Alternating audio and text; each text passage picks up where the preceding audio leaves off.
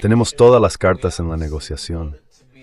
Obviamente queremos que sea un éxito, pero incluso si no lo es, ya hemos cumplido la misión principal, asegurarnos de que los iraníes nunca tengan un arma nuclear. En otras palabras, es una situación en la que el pueblo estadounidense gana de todas formas.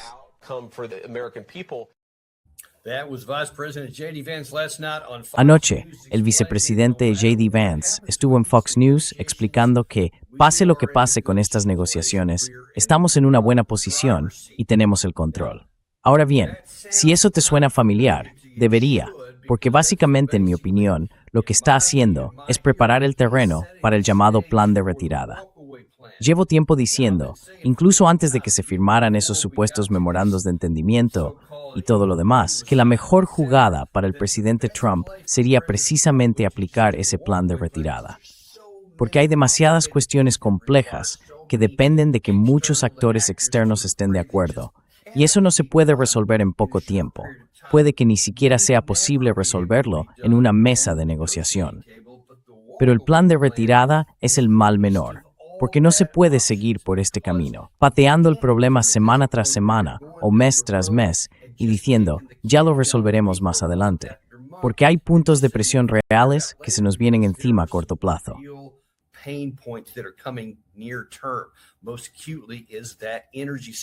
Lo más urgente ahora mismo es la situación energética.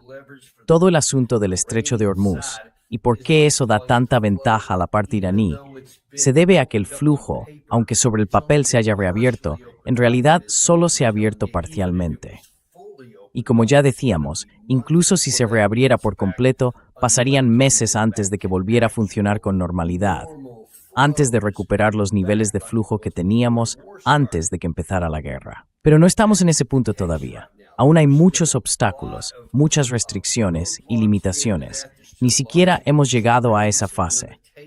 Y lo que hemos visto con estos ataques de un lado y del otro en los últimos días, incluso eso ha vuelto a interrumpirlo.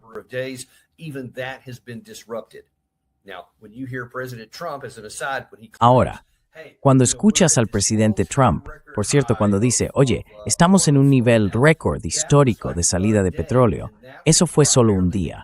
Y fue sobre todo porque había un montón de barcos atascados en el Golfo Pérsico, bloqueados allí.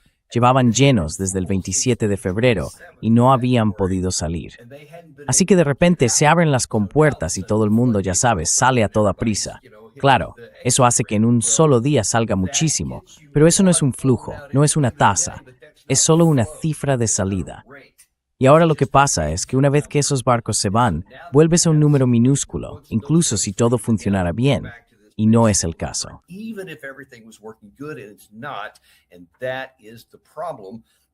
Y ese es el problema, porque tenemos algo llamado la Reserva Estratégica de Petróleo, que ahora te voy a mostrar cómo entra en juego en todo esto. Y sí, es un problema, pero todavía no hemos llegado a ese punto. Veamos primero dónde estamos ahora. Anoche mismo, en el Wall Street Journal, se publicó un artículo que decía algo así como: el presidente Trump ha sido informado sobre las opciones de guerra total en Irán, pero ha decidido seguir con las negociaciones. El presidente ha dicho a sus asesores que no le importa si las conversaciones con Teherán superan la fecha límite del 18 de agosto para alcanzar un acuerdo nuclear. Esos son 60 días desde la firma del memorando de entendimiento. Pero, ¿de verdad es así?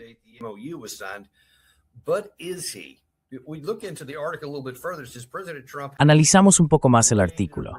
Dice que el presidente Trump ha considerado volver a una guerra total con Irán y que en los últimos días ha mantenido varias conversaciones con el secretario de Defensa, Pete Hegseth, y con el jefe del Estado Mayor Conjunto, Daniel Davis, sobre posibles nuevos ataques. Sin embargo, ha decidido mantener por ahora las conversaciones diplomáticas. Según funcionarios estadounidenses, esas conversaciones se han centrado en si Estados Unidos debería abandonar las negociaciones y preparar ataques a gran escala contra Irán. Uno de ellos señaló que algunos lo describieron como terminar el trabajo.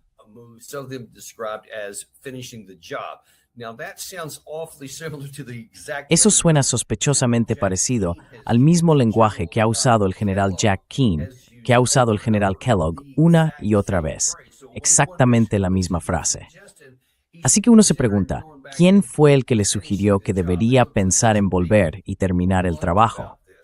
Y mira, seamos claros con esto.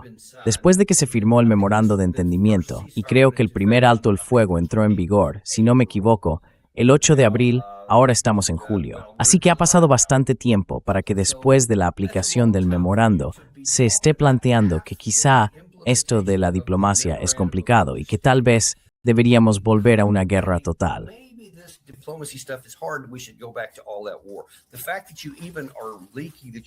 El simple hecho de que se esté filtrando que estás considerando eso ya demuestra una mala gestión enorme. Es señal de que ni siquiera sabes lo que estás haciendo, y aún así te planteas actuar de esa manera. Si esa fuera una opción válida, tendría que haberse hecho antes de decidir siquiera si entrar en un memorando de entendimiento. Si no sabes si puedes terminar el trabajo por la vía militar, ¿por qué entraste en el memorando? Y si crees que no puedes acabarlo militarmente, y aún así entras en el memorando, ¿por qué después vuelves a pensar en la opción militar? ¿Ha cambiado algo? No, no ha cambiado absolutamente nada.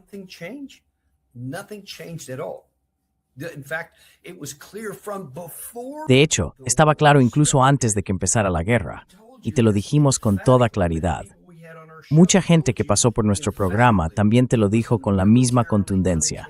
Era un objetivo militarmente inalcanzable intentar destruir el régimen iraní, hacer que la economía, el país y el gobierno se derrumbaran, tomar el control del país, provocar un cambio de régimen, y que todo eso ocurriera sin perder el control del estrecho de Hormuz. Todo eso ni siquiera estaba sobre la mesa. Aún así, lo hicimos igualmente. Así que, quien quiera que le estuviera asesorando en ese momento, y el secretario de guerra, Pete Hegseth, encabeza esa lista, le dio un consejo realmente malo, contrario al que le dio Tucker Carlson, como él mismo explicó aquí, igual que Joe Kent, como también explicó en este programa, y como hicimos nosotros.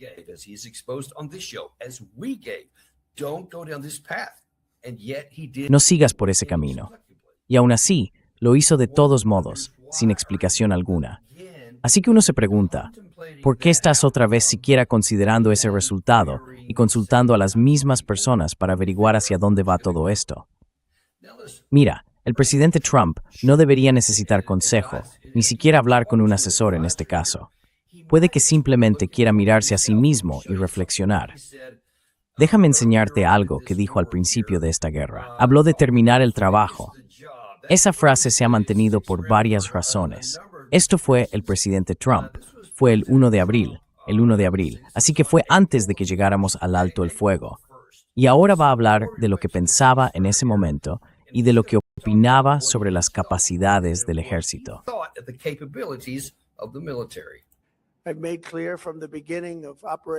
He dejado claro desde el inicio de la Operación Furia Épica que continuaremos hasta alcanzar por completo nuestros objetivos. Gracias al progreso que hemos logrado, puedo decir esta noche que estamos en camino de cumplir todos los objetivos militares de Estados Unidos en poco tiempo, muy poco tiempo. Vamos a golpearlos con muchísima fuerza durante las próximas 2 o 3 semanas. Los vamos a devolver a la edad de piedra, que es donde pertenecen.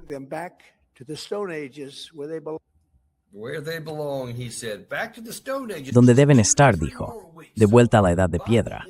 Solo 2 o 3 semanas más. Así que para finales de abril tendremos ese acuerdo cerrado. No va a haber ningún problema. No os preocupéis, todo está listo. Podemos ganar esto y no tendremos que preocuparnos por negociaciones ni por nada más. Eso fue lo que pasó. ¿Qué hicimos unas semanas después de aquel momento? Entramos en un alto el fuego. ¿Por qué creéis que lo hicimos? Casi al final de eso. De hecho, ni siquiera creo que pasaran 3 semanas desde que él dijo aquello. No, no pasaron. Pensad en eso.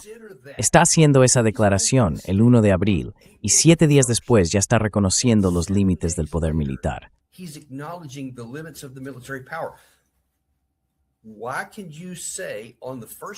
¿Cómo puedes decir, el 1 de abril, que vas a bombardearlos hasta devolverlos a la edad de piedra y que en solo 2 o 3 semanas la guerra habrá terminado? Y luego, 7 días después, reconoces que no funcionó y detienes la guerra. Pero hay que entender algo. Fuimos nosotros quienes buscamos poner fin a esa guerra. Fuimos nosotros quienes pedimos el alto el fuego. Eso preparó el terreno para las negociaciones que llevaron al memorando de entendimiento. Ahora bien, ¿qué puede pensar una persona racional que ocurrió entre el 1 y el 8 de abril?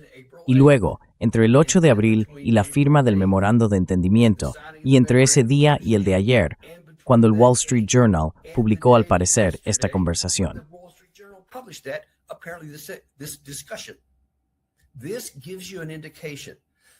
Esto te da una idea de cómo se está pensando en los niveles más altos de nuestro gobierno. Y no me refiero solo al presidente Trump. También estamos hablando del secretario de Defensa, del jefe del Estado Mayor Conjunto y de todo tipo de asesores, probablemente del almirante Cooper en el CENTCOM. Todas estas personas siguen hablando del asunto como si todavía hubiera una posibilidad real. Hemos oído muchas veces que el secretario de Guerra, Pete Hegseth, es un gran defensor de esto. Pero se equivocó antes. Se equivocó mal de estos wittimonmien de Thak Rep Theorember. He was wrong in the MOU and he's wrong now. The fact it's even on the table, it's either... El hecho de que eso esté siquiera sobre la mesa es, o bien un intento muy débil y torpe de manipular los mercados, o de manipular a los iraníes diciéndoles, vamos a meterles presión, haciéndoles creer que volveremos a una guerra total si no hacen lo que queremos. Ese barco ya zarpó. Se burlan de nosotros. ¿No lo entiendes? Se burlan abiertamente de nosotros. Y hablo literalmente. En sus exposiciones, en sus declaraciones públicas, se están riendo de nosotros porque lo saben. Aguantan el temporal. Saben lo que tenemos en nuestros inventarios. Saben cuáles son sus capacidades defensivas y saben que son ellos quienes llevan el control.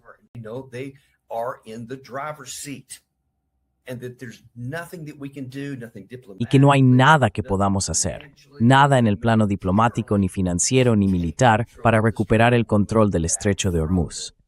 Ya no somos nosotros quienes tomamos esas decisiones. Pero déjame enseñarte otra cosa, porque hablas de ese comentario de terminar el trabajo y de a quién se parece mucho ese discurso. Y también me viene a la cabeza Jack Keane. Esto es lo que dijo el general Keane. Hablas de sus consejos, porque es él a quien hemos estado mostrando aquí incluso en las últimas semanas, insistiendo en volver para terminar el trabajo. Esto fue lo que dijo. Hablas de consejos, pues este fue el consejo que dio justo después de aquel discurso del presidente Trump que te acabo de mostrar, el 1 de abril. ¿En qué punto estamos de la operación y del progreso que hemos logrado y qué queda por hacer? Además, él incluso nos dio un calendario aproximado. Sé con certeza, porque hablo regularmente con las fuerzas de defensa de Israel y también con el comandante del CENTCOM, Bradley Cooper, que ese plazo de entre 2 y 3 semanas viene de ellos.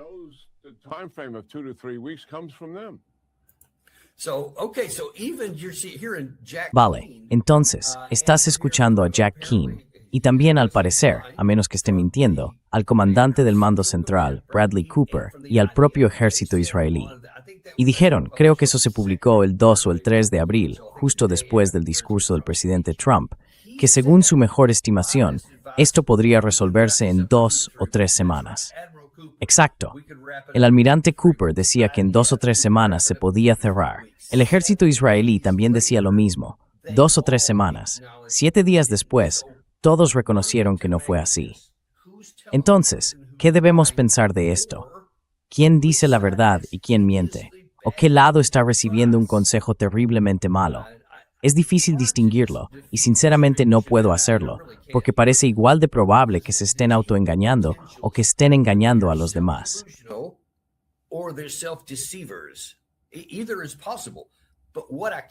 Ambas cosas son posibles. Pero lo que sí puedo decir categóricamente es que no saben de qué están hablando.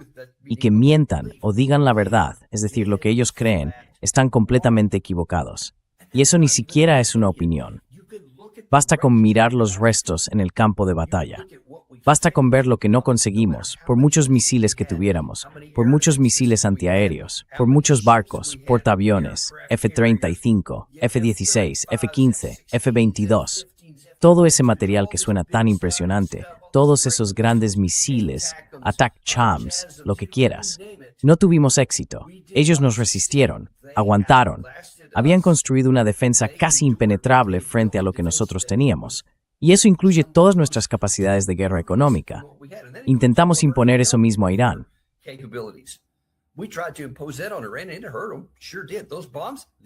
¿No les hicieron daño? Claro que sí.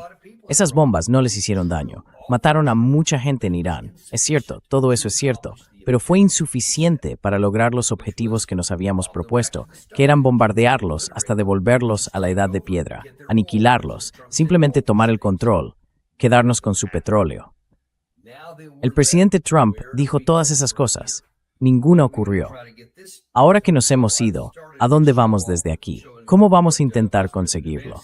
Empecé este programa mostrándoles lo que dijo anoche el vicepresidente Vance. Y de nuevo, mira, le doy algo de mérito, porque está haciendo lo único que ahora mismo es siquiera posible para salir de esto sin causar más daño.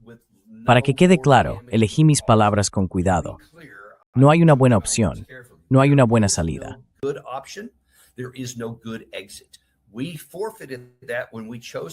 Renunciamos a eso cuando decidimos ir a una guerra que, con un análisis básico, cualquiera habría dicho que no se podía ganar.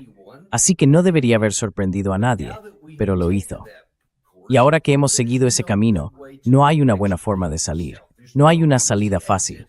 Solo hay una salida del tipo, intentemos no causar más daño. Es el clásico, si estás en un agujero, deja de cavar. Y el vicepresidente Vance está intentando hacer justo eso. Y bueno, ¿qué más puede hacer? Está intentando maquillar la situación. Así que va a aparecer en este clip un poco más largo, donde va a intentar explicarte en Fox News anoche cómo incluso si aplicamos el plan de retirada, que por cierto es lo que yo defiendo ahora mismo, sigue siendo la mejor opción posible. Pero claro, también tendrá su propio coste.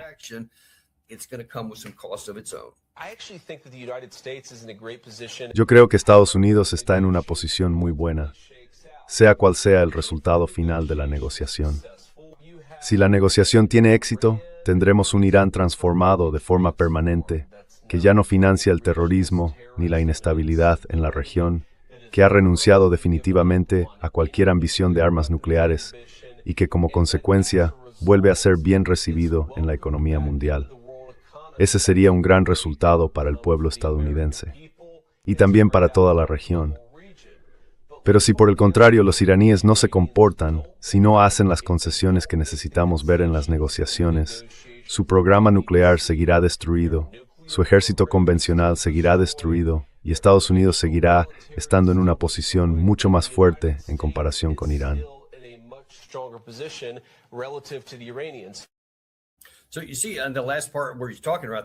Entonces, si te fijas en la última parte, cuando él está hablando, dice algo así como, mira, incluso si no conseguimos ningún acuerdo, aunque no negocien con nosotros, e incluso si no logramos lo que queremos con el estrecho de Hormuz o con todo ese asunto, su ejército sigue estando prácticamente destruido.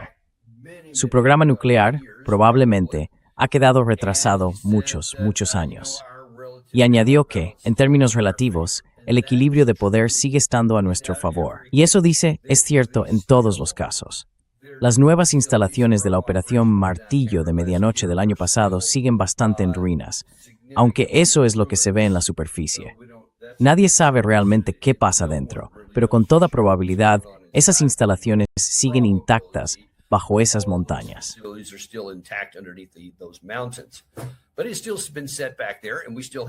Pero sigue estando ahí atrás, y seguimos teniendo visibilidad sobre ellos.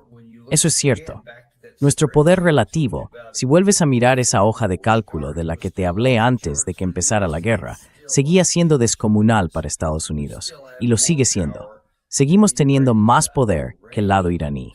Irán no necesita tener la capacidad de atacarnos, necesita tener la capacidad de defenderse de nosotros. Y ahí es donde los equilibrios de poder locales son importantes. Y esos seguían siendo limitados, por mucho que diga la hoja de cálculo. Los tanques, los aviones, las bombas, los misiles y todo ese material siguen estando de nuestro lado, los satélites y todo lo demás.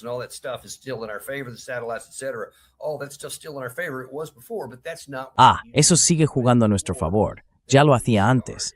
Pero eso no es lo que se necesita para ganar la guerra que empezamos. Irán lo sabe perfectamente. Y por eso, debido a esas realidades que la parte iraní conoce muy bien, mucho mejor que la mayoría en Estados Unidos, saben que tienen la ventaja. Así que van a aguantar hasta conseguir lo que necesitan, porque también entienden, a pesar de lo que dijo el presidente Trump, y déjame volver a eso, que, como viste en el Wall Street Journal, el presidente ha dicho que no le importa si las negociaciones con Teherán se alargan más allá del 18 de agosto. Sí, pero de verdad es así, porque te voy a mostrar en un momento que no es una apuesta segura.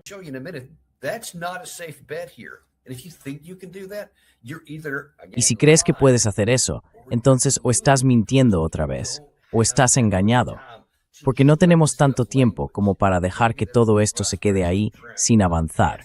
Y quizá eso es justo lo que el vicepresidente Vance está intentando preparar, porque sabe que el reloj corre y necesita quitarse este asunto de encima cuanto antes, de una forma u otra. Bueno, veamos algunas de las otras cosas que dijo. Dijo algo así como, si sale bien, estupendo. Pues sí, fantástico. Claro, y si los unicornios pudieran volar, muchos niños serían felices. Ya sabes, no tienen su programa nuclear, no están cobrando peajes, no están apoyando a sus aliados. Todo eso era la lista de deseos de antes. Pero no van a hacerlo ahora, así que mejor eliminemos esa parte.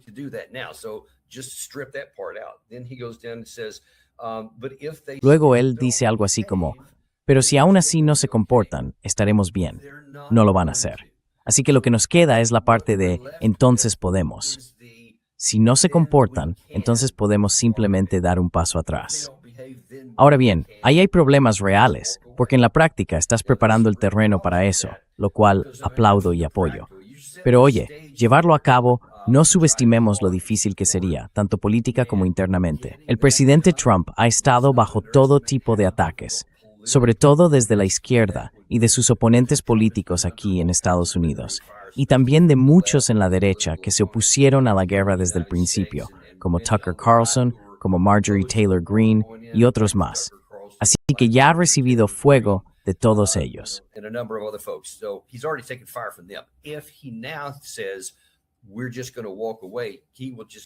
Nos vamos a retirar, simplemente.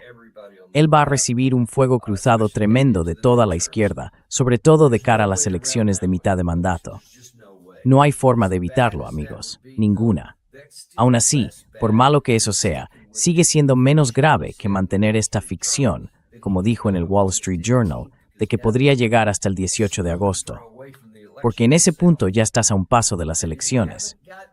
Y si para entonces no se ha resuelto nada y el estrecho de Hormuz sigue parcialmente abierto o ha quedado bloqueado, porque puede que se cierre si ocurren otras cosas de las que ni siquiera hemos hablado todavía, como lo del Líbano, atentos a eso que viene, entonces verás que el estrecho puede cerrarse.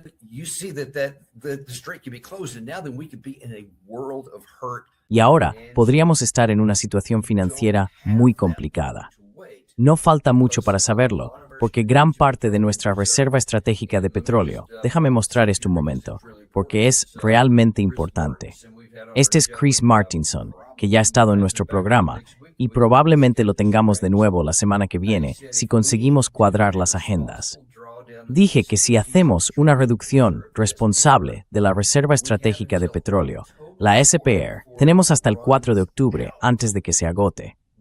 Pero si se respetan los mínimos del Departamento de Defensa o del Departamento de Guerra, que reservan 243 millones de barriles solo para uso militar, entonces tenemos hasta, y no es un error, el 10 de julio.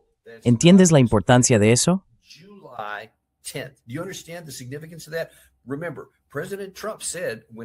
Recuerden que el presidente Trump dijo, cuando anunció el memorando de entendimiento y explicó por qué estaba de acuerdo con él, que solo nos quedaban unas 4 semanas de margen con la reserva estratégica de petróleo.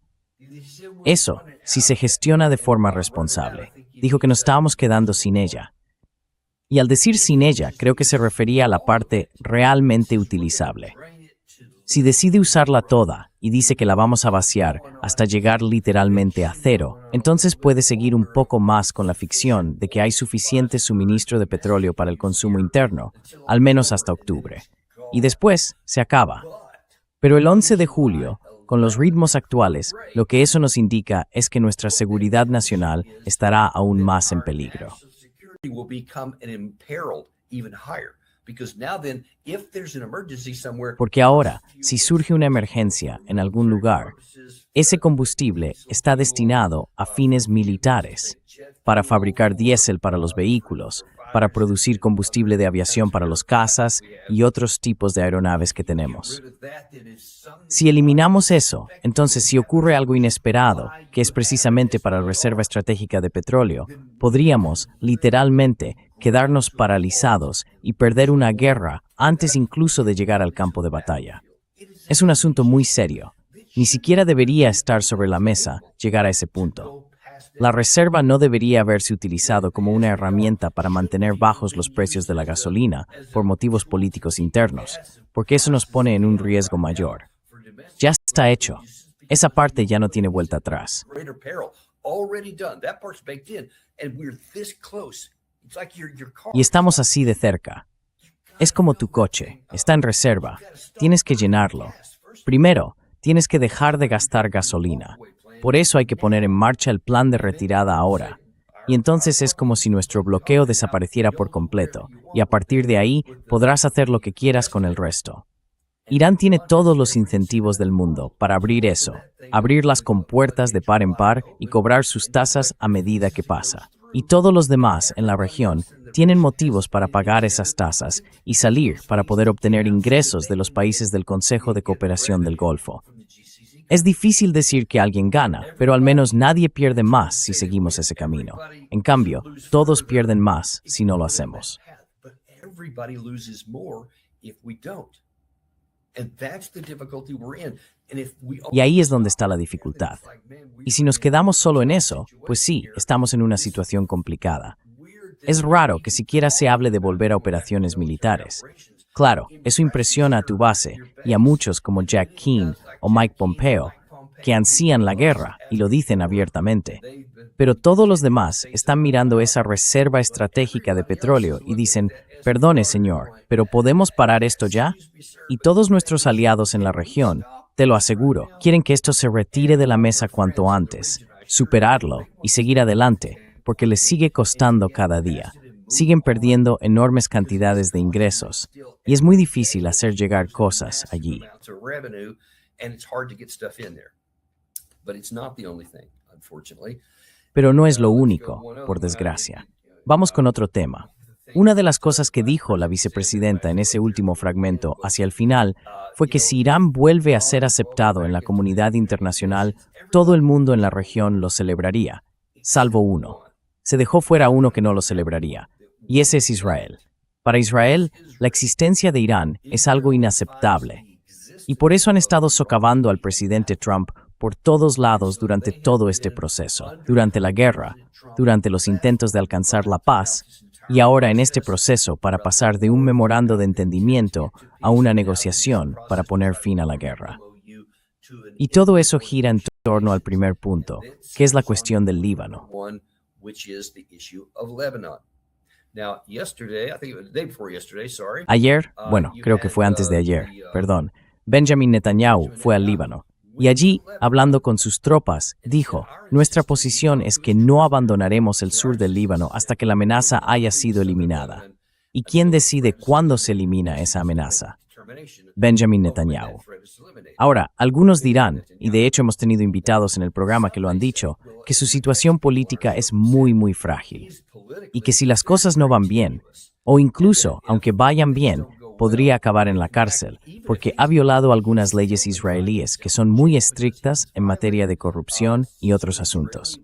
Y por lo que parece, eso es algo que efectivamente ha hecho. Which he has apparently clearly done, and the analysts, judicial Los analistas judiciales en Israel dicen que es muy probable que acabe en la cárcel una vez empiece el juicio.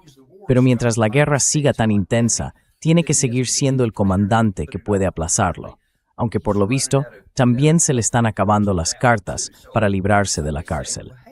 Así que algunos podrían decir, bueno, si se va, quizá por fin podamos avanzar en algo positivo. Pero no te hagas ilusiones, porque al menos según muchos medios que he visto, La persona más probable para sustituirle sería el ex primer ministro israelí Naftali Bennett, que hace poco estuvo con Mario Nafal, dejando claro que no conviene tener muchas esperanzas de que eso vaya a salir bien.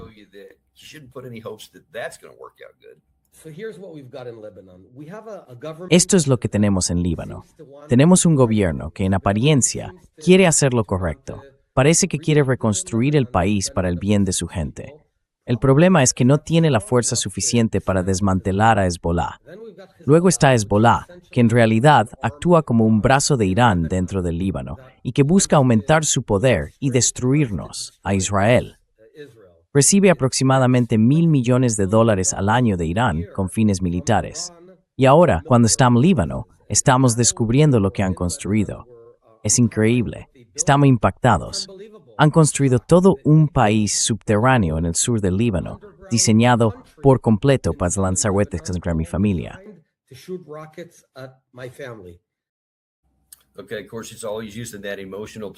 Vale, claro, siempre recurre a ese tipo de apelación emocional. Están lanzando cohetes contra mi familia. Sentid compasión por mi familia. Pero casi todo lo demás que dijo ahí es una completa mentira. No tengo cifras sobre esa afirmación de que Irán da $1.000 millones al año a Hezbollah.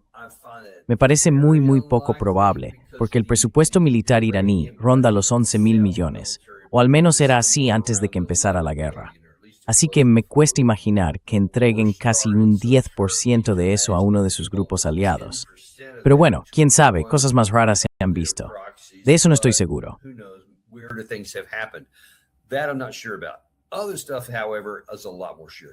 Otras cosas, sin embargo, son mucho más seguras. Así que vuelve a hablar de la suerte. Estos son un brazo de Irán. Su propósito es avanzar para destruir Israel. Y él lo dice claramente.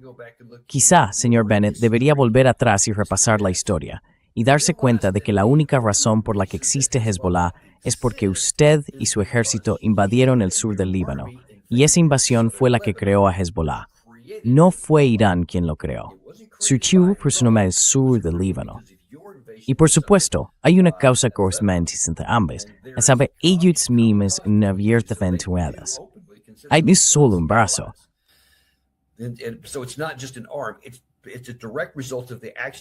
Es una consecuencia directa de las acciones que tomaste en el pasado, y ahora estás sufriendo el fruto amargo de eso. Y por supuesto, también señalo que vas a sufrir frutos amargos en el futuro, por todo lo que ha estado ocurriendo en los últimos 2 o 3 años. Pero de eso hablaremos otro día. Lo otro que mencionó fue que dijo, escucha, lo que encontramos allí nos dejó en shock. Mentira descarada. Es patético. Ni siquiera es una buena mentira. ¿Qué te sorprende? Vamos, hombre. Todo el mundo sabe que en esa región todo el mundo cava túneles. Irán cava túneles, Líbano cava túneles, Hamas cava túneles. Es de dominio público. No me vengas con ese cuento de que estás sorprendido.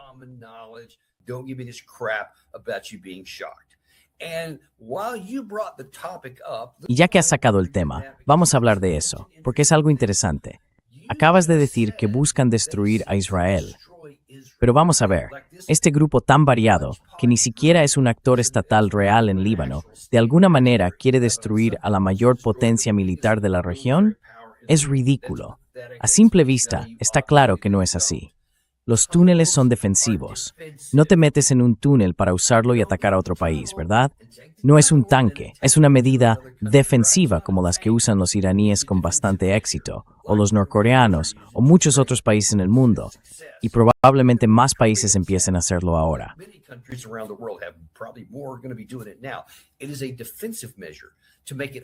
Es una medida defensiva, pensada para que te resulte más difícil entrar, invadir, atacar y tener éxito. Me cuesta entender por qué la gente sigue dando a este tipo de cosas tanta atención y credibilidad.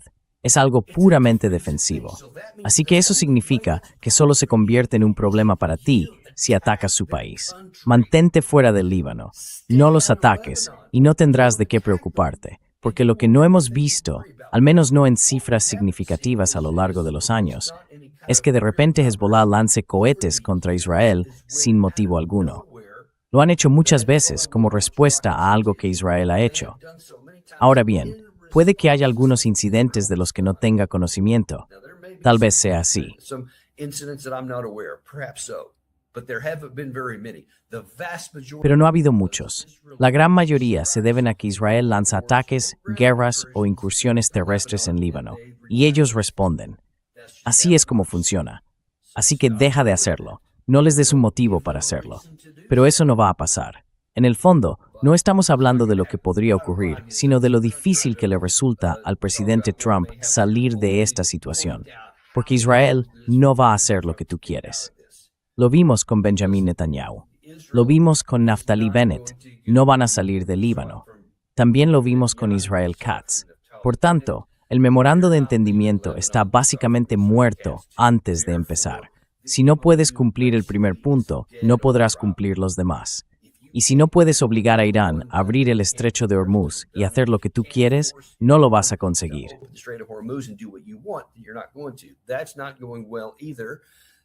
Tampoco va bien eso, porque a ver, echemos un vistazo. Después de años de guerra, se dice que Omán propone una zona libre de Hormuz. Irán y Hormuz cobrarían un peaje. Esto lo publicó anoche mismo el New York Times. Ahora bien, recordemos que el presidente Trump dijo, y Mark Waltz, lo mostramos el fin de semana pasado, básicamente presumió de que no, Omán no iba a hacer eso. Pues bien, al parecer, ahora sí lo van a hacer. Así que no hay motivo para que no lo hagan. Seguimos presionándolos, pero estamos viendo que nuestra presión está perdiendo fuerza, incluso con los aliados regionales. Y luego está Irak. Recordemos que apoyamos a Irak en una guerra contra Irán. Y después, por culpa de nuestra guerra de 2003, dejamos a Irak desmantelado y lo convertimos de un país claramente hostil hacia Irán en uno que ahora es su amigo.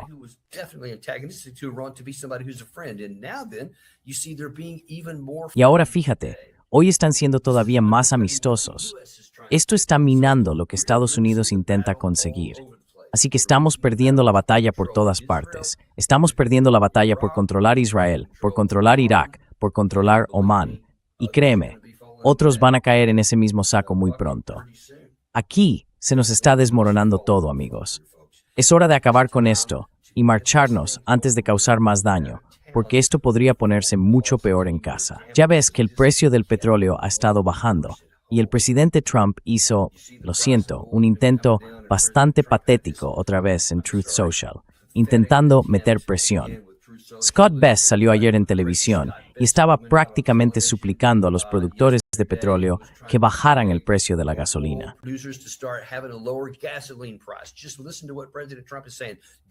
Escuchad lo que dice el presidente Trump. No miréis cómo se está reduciendo la reserva estratégica de petróleo. No miréis que el estrecho de Hormuz sigue congestionado, sin abrirse y sin perspectivas de que lo haga. Sí, no miréis nada de eso. Solo escuchad al presidente Trump, porque lo quiere para sí mismo.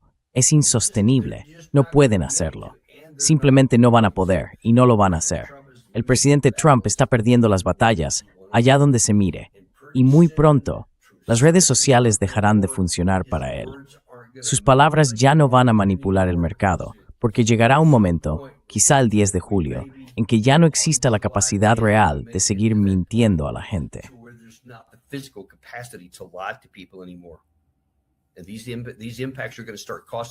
Y estos impactos van a empezar a costar, y el precio de la gasolina va a volver a subir. Y él puede culpar a todo el mundo todo el día, pero los fundamentos son los fundamentos. Estamos perdiendo la batalla por la ventaja. Es hora de que el presidente escuche, no al jefe del Estado Mayor Conjunto, y desde luego no a Pete Hegseth, que debería ser despedido porque perdió esta guerra y dio malos consejos al presidente antes. Tampoco al almirante Cooper, ni al presidente Kaine. No escuches a ninguno de ellos. Tienes que escuchar al vicepresidente J.D. Vance y aceptar esta salfea mientras aún podamos.